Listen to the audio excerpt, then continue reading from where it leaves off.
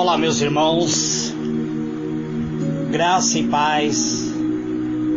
Aqui quem vos fala, vosso irmão em Cristo, Gregório, trazendo mais um pedacinho do maná dos céus.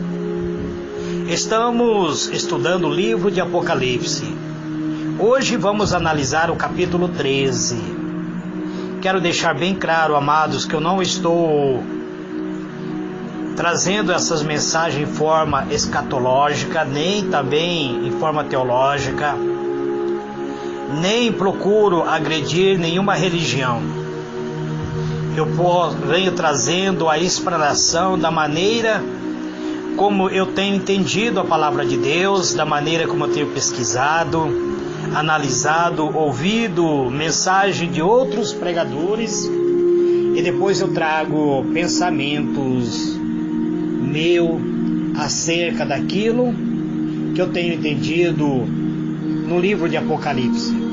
Existem algumas lacunas, algumas passagens que eu não consigo compreender e também não consigo concordar com alguns pregadores.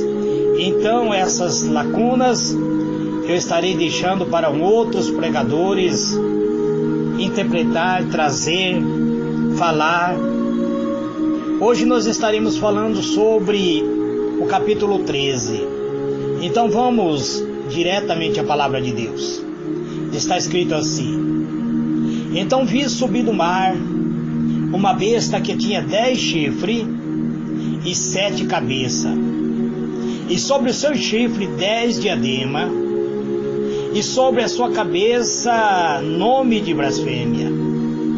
E a besta que vi era semelhante ao leopardo, e os seus pés como a de urso, e a sua boca como um de leão. E o dragão deu-lhe o seu poder e o seu trono e grande autoridade. Também vi uma de sua cabeça como se fora ferida de morte, mas a sua ferida mortal foi curada. Toda a terra se maravilhou seguindo a besta, e adoraram o dragão, porque deu a besta a sua autoridade, e adoraram a besta, dizendo: quem é semelhante à besta? Quem poderá batalhar contra ela? Foi-lhe dada uma boca que proferia arrogância e blasfêmia, e deu-se-lhe autoridade para atuar por 42 meses. E abriu a sua boca em blasfêmia contra Deus, para blasfemar do seu nome e do seu tabernáculo e dos que habitam nos céus. Também lhe foi permitido fazer guerra aos santos e vencê-los, e deu-lhe autoridade sobre toda a tribo, povo e língua e nações. E adorá-lo-ão todos os que habitam sobre a terra. Esse cujo nome não está escrito no livro do Cordeiro, que foi morto desde a fundação do mundo. Se alguém tem ouvido, ouça. Se alguém levar a cativeiro, em cativeiro irá. Se alguém matar a espada, necessário é que a espada seja morto. Aqui está a perseverança e a fé dos santos. E vi subir da terra outra besta, e tinha 2 chifres semelhante ao de um cordeiro, e falava como dragão. E também exercia a autoridade da primeira besta na sua presença, e fazia com que a terra e os que nele habitam adorassem a primeira besta, cuja ferida mortal fora curada. E operava grandes sinais, de maneira que fazia até descer do fogo do céu a terra à vista dos homens. E por meio dos sinais que lhe foi permitido fazer na presença da besta, enganava os que habitam sobre a terra, e lhe dizia que fizesse uma imagem à besta, que recebera a ferida da espada e vivia. E foi-lhe concedida também dar fôlego à imagem da besta, para que a imagem da besta falasse e fizesse que fosse morto todos os que não adorasse a imagem da besta. E fez que todos pequenos, grandes, ricos, pobres, livres, escravos, lhe fosse posto um sinal na mão direita ou na fronte, para que ninguém pudesse comprar ou vender, senão aquele que tivesse o sinal, ou o nome da besta, ou o número do seu nome. Aqui está a sabedoria. Aquele que tem entendimento, calcule o número da besta, porque o número de um homem, o seu número é 666. Muito bem, amados, diletos irmãos, chegamos em uma mensagem de difícil interpretação, uma mensagem que nós estaremos procurando analisar versículo por versículo, e provavelmente eu não estarei me aprofundando muito sobre este capítulo, porque é difícil a interpretação deste capítulo. Nós vemos aqui que fala sobre uma besta selvagem que sai do mar. Eu já vos expliquei que quando a Bíblia faz referência a mar, que faz referência a água, ele faz referência a nações, ao povo, à igreja. Quando se fala sobre mulher, fala sobre igreja, e quando fala sobre mar e rio, está falando sobre nação e povo. Então esta besta, ela vem do meio do povo, ela sai do meio do povo, ela é alguém que é levantado pelos habitantes do povo, da própria terra, por uma eleição direta. Será uma autoridade política que irá exercer também uma autoridade sacerdotal. E depois, do versículo 11 até o versículo 15, ele fala sobre outra besta que tem 2 chifres como um cordeiro. Ele parece ser um cordeiro, mas que fala como um dragão. Ele age como um dragão. Do versículo 16 ao versículo 18,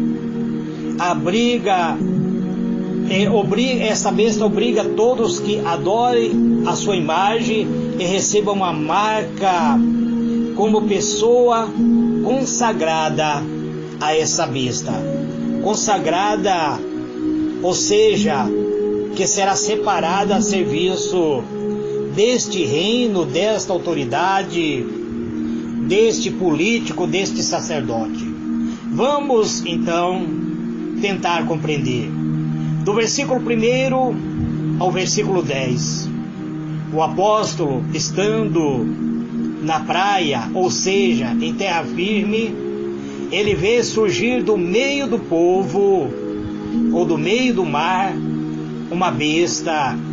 Sair do meio do mar significa sair do meio do povo, por meio da eleição direta. Um poder tirânico, um poder idólatra, um poder perseguidor que surge dos transtornos que tiveram lugar. Era um monstro aterrador. Parece significar o domínio mundano e opressor que por muitos era desde os tempos do cativeiro babilônico. Nós vemos, amados irmãos, as histórias bíblicas que contam as histórias da Babilônia. Tinha sido uma tirania hostil à própria igreja. Então a primeira besta começou a perseguir e oprimir ao justo, aqueles que, por amor da justiça, professavam a fé. Mas ele sofre mais sobre a quarta besta que Daniel vê em sua visão. A quarta besta é o Império Romano, que tem afligido os santos com muitas perseguições cruéis. A fonte deste poder foi o dragão que foi expulso dos céus. O querubins caído, um querubins que era para ser protetor dos céus, se rebelou contra Deus e foi expulso dos céus. E ele dá ao Império Romano toda a sua autoridade para sacrificar os santos. Portanto, a fonte do Império Romano veio do próprio Lúcifer, o dragão. Foi estabelecido pelo próprio diabo e apoiado por ele. E a ferida da cabeça pode ser a abolição da idolatria pagã, que a sanidade da ferida seria quando essa cura da ferida deste dragão seria a introdução da idolatria papista e a mesma insubstância somente que com uma nova roupagem, mas que responde tão efetivamente ao desígnio do próprio diabo. O mundo admirou seu poder político, o êxito deste opressor maligno, deste ser tirânico.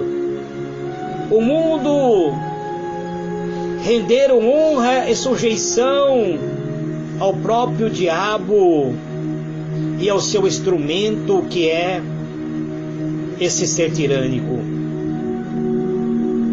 que vem exercer um poder de uma forma política infernal, exigindo que os homens rendessem às criaturas a honra que somente pertence a Deus. Mas o poder e o êxito do diabo são limitados.